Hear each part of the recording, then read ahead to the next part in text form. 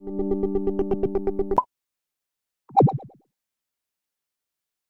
as we're designing this awesome probe, which will most certainly make it to the moon, go around the moon and come back. So we're just going to slingshot ourselves back to Kerbal. And the reason we're going to do that is because we can pick up all this free science and not have to spend extra fuel burning, slowing down, getting in an orbit around the moon, and then coming back, which is quite expensive as far as Delta V is concerned, at least in our current stage. So what we need to do is we have enough science things, I think. I think that's fine, but what we definitely need to do is we need to put some batteries in this thing. Otherwise, our poor probe just is not going to work very well. Now, it's worth noting that in this bay and this other bay over here, I've placed hard drives, and as you see, they're opposite of each other just to balance it out. Now, the hard drives you could store scientific data in, which I think is a pretty cool concept, especially for a probe. I mean, the probe would be utilizing hard drive space, right? You would put information on that, so it just makes sense to do stuff like that. We don't need life support, though, because if we were using life support, what are we going to support? There is no life on this thing at all, so what we really need to do is just make sure that we have the correct amount of parachutes in the correct places, as we learned last time, that it probably won't work the other way. We also probably need landing gear, just so when it comes back, because we are going to recover it, it's going to be doing a bit of... the maneuver is like a parabolica. You can Google it, but it's basically like a...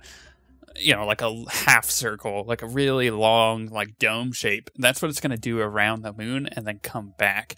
So that's actually going to be the name of this spacecraft. Let's name it right now. The Parabolica. There we go. I think that's a pretty cool probe name. In fact, I'm going to move the way these are actually sitting here, simply because we need better spacage. So I think we'll do that instead. Or maybe, even better, we'll just do these at the top, because then it gives us enough space for the other things that we need, such as our parachutes, right? These are going to be an important part of getting back safely. We want to do, I don't know, I kind of was thinking 3, but actually, it probably wouldn't be a bad idea if we did 4 and just made sure that, because we're not going to be opening the middle part here, so we can kind of do that with it. Right, and then put the landing gear down. Hopefully that would land straight, but you can't be too sure. Whoops, almost lost that entire piece. So maybe what I do is this, is I take these and do 4, but do it like that so it's not hitting that antenna back there. I think that would be a lot better. And then we put our landing gear on this sucker. Now, what's important to note here, I think the first thing is that, talking story-wise, we have had a lot of success recently. The Kerbals have managed to get not only a person into orbit, but they've also managed to get them back safely. Sure, it wasn't ideal as far as the landing is concerned. It could have been a lot better. However, they did it, right? And that gave a lot of steam towards their ideas on just basically space travel. The poor...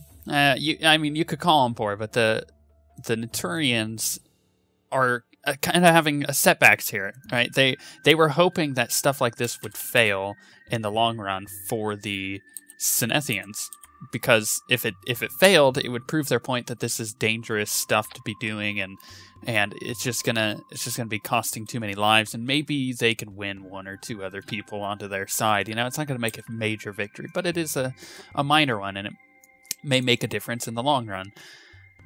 But with the recent success here, it's not really looking too good for the poor Naturians. I mean, the Synethians have managed to get a person into space, get them into orbit, and has actually proven to the majority of the government leaders, the world government leaders, that this is worth exploring. And because of that, the space program, Project Destiny, was managed to get the green light to send a probe to their moon, and that is why we are doing this.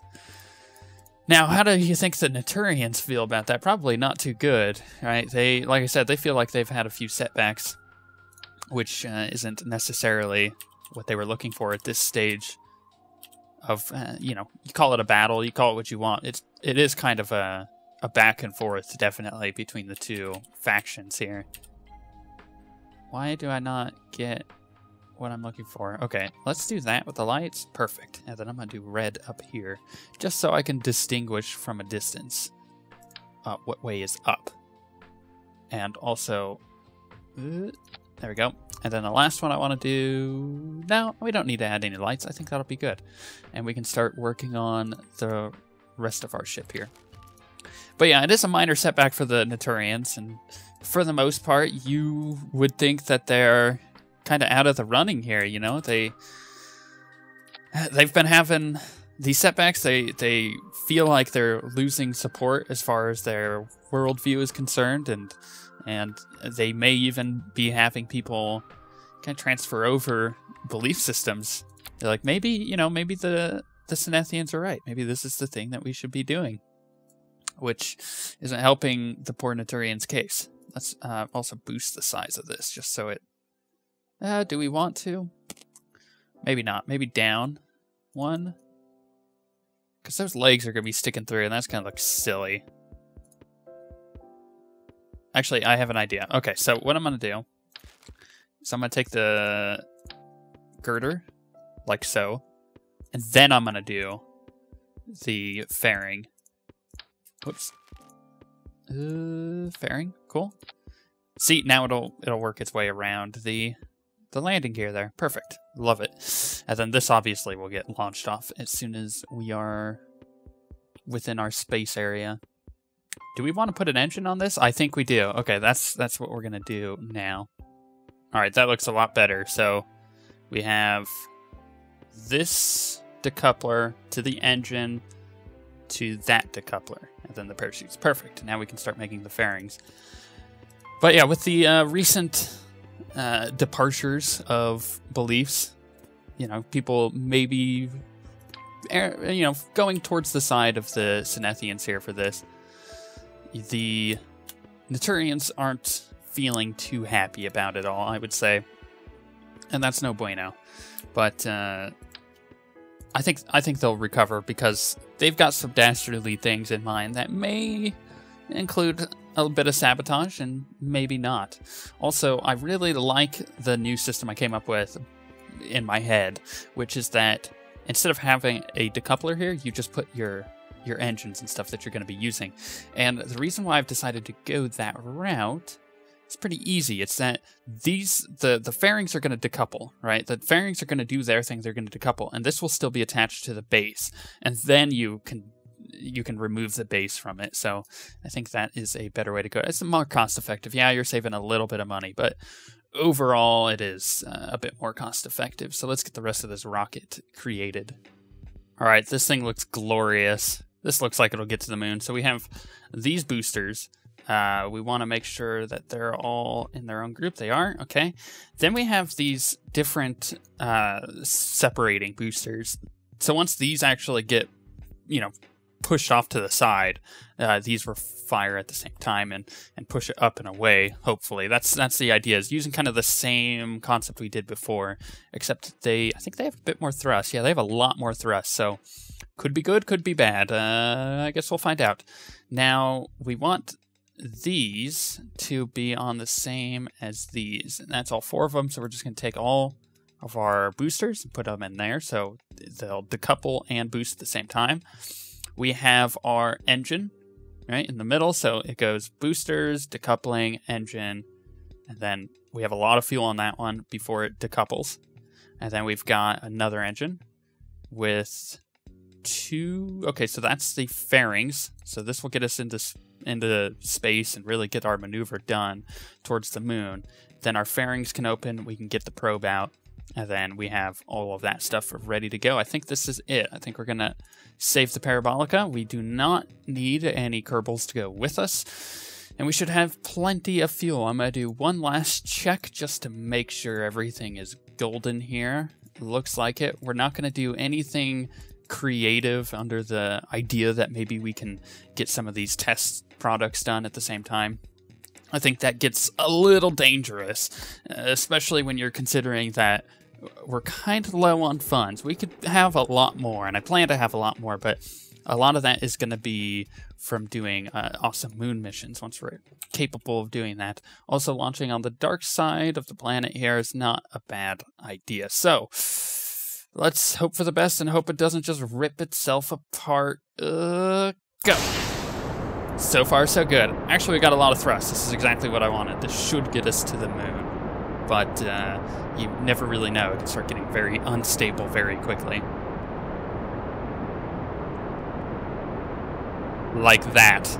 And then it does this. Okay, so what went wrong there? Well, actually, I'm going to revert to launch, and I'm going to watch that again because I couldn't quite figure out what happened. There was like some oscillating that started happening. What was that? We're watching the replay. Okay, it started happening in this area. Was it the wings? It very much could have been the wings that started doing it. They start trying to correct it. Okay, let's go back to... It's actually as soon as I start hitting the... where the atmosphere is kind of pushing against that. Hold on, let's try something. Let's take the wings away, and we'll see if that does it. Boom. Launch. Now, how can we explain all these launches without actually costing it money? It's a simulation, of course. We got the technology to have a probe, so this is definitely simulation. Go. And... it seems to be a bit better. The wings aren't trying to fix it, but what are we seeing here? Well, we're saying that the wings were trying to correct something in the design itself. So if we go back to the vehicle assembly, we're going to kind of figure out what was happening. I think this is very top-heavy for it, unfortunately. So how could I fix that? Well, one of the main ways that actually may fix it just right away is actually just moving this up. So what we'll do is we'll do the 4 sides like so. Ooh, we're going to need to move that down a bit. Just a bit. Right. Come on. Oh, come on. You know you want it right there. That should work for stabilizing. Let's try it again and see if that does the trick. All right, this does not look stable on the landing pad because we don't have any things to stabilize it, but an instant spin. So a lot of that is, I know exactly where it's coming from. It's coming from the fact that the boosters, as soon as they launch, they have like a weird maneuver thing that they're doing because they're like bouncing in and out.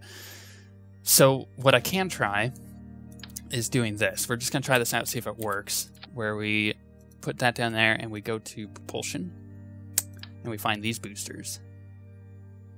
And we're going to put those on, and then we're going to do aerodynamic. We're going to throw these on here. We're kind of testing parts out because I haven't really played with the newest version of Ferrum, which may make up for a lot of the issues that we're having here. Do I want that any higher? Probably not. Let's see how it behaves as we're launching, and then that will determine kind of how we design the rest of our craft here. So that actually has a lot of boost because it's not having so much fuel. Obviously, these will burn out a lot quicker, though. Okay, so what we're noticing is it's kind of an issue with our probe. So how can we fix that? Let's try to figure out where it's unbalanced by pulling these off and looking kind of in depth here. I don't quite know what would be unbalancing it. All right, I'm going to try this kind of design just to see how it launches now. So I think what was happening with the probe is that it was too tall. And because it was too tall, when anything would start moving, when we would start kind of pushing against the atmosphere a lot, what it felt like was happening was it would start oscillating, and because it started oscillating, the top of it would do this crazy wiggle, which would cause it to go nuts, right?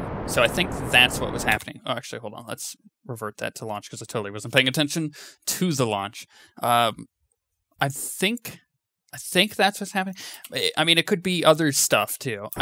Honestly, without Ferrum, I could launch this thing probably no problem. Actually, I know for a fact I can launch it no problem because I remember doing it, not too long ago with this exact design. So it's definitely okay. So it's as soon as I started correcting that, it's definitely an issue with how Ferrum figures out how everything's kind of working with the forces against the craft. So we're just gonna kind of watch it, not do any adjustments until about right now. Yeah, okay, so now it's just doing that. And that's as soon as you see like the cloud coming off, it's as soon as it starts getting that that drag that it does that. So I don't know why it is doing it. And it's kind of frustrating that it's doing it at all. So we got to figure out, and if you saw the science stuff coming through the fairing, that shouldn't be it. That's only happening when the whole fairing is starting to turn one direction, and it gets kind of crazy with the direction it's going. So we're going to try this one more time, but with these smaller boosters, and see if that has any effect on the aerodynamics of it. Because, I mean, it might. It may very well just be that I'm boosting too quickly. That's always an option, because if I'm hitting the atmosphere, at like terminal velocity, and it starts pulling me to one side, that very much could be the reason why it does it. But I don't think that's what it is. So let's try this one more time with smaller boosters and see if it still does it based on size, or if it does it based on the speed that we're going. Because if this happens quicker, then we know it's potentially speed. Like, oh, can I correct that? I'm trying to. Nope, I can't correct it. So I think it's based on speed. So we'll revert back to vehicle assembly. Let's try 2 boosters. And we'll see if that works. So, 2. And 2 of these. That actually, hold on, that would have the same effect regardless if I was using the 2 small ones as if I was using 4 big ones, because I think that's the amount of lift that I was getting from it. So we'll move these down a bit, and then we'll do the 2 big boosters, like so. Is that lined up? No, that would have been bad. It would skew our data that we're getting. Okay, let's try this again. I'm gonna have to add boosters to it and a ton of other stuff. So before we actually, like, this is definitely, if it works, is definitely not the one that's getting us to the moon, because I still have to add things back to it. We're just testing to see if it is in fact the speed that we're traveling that is causing it.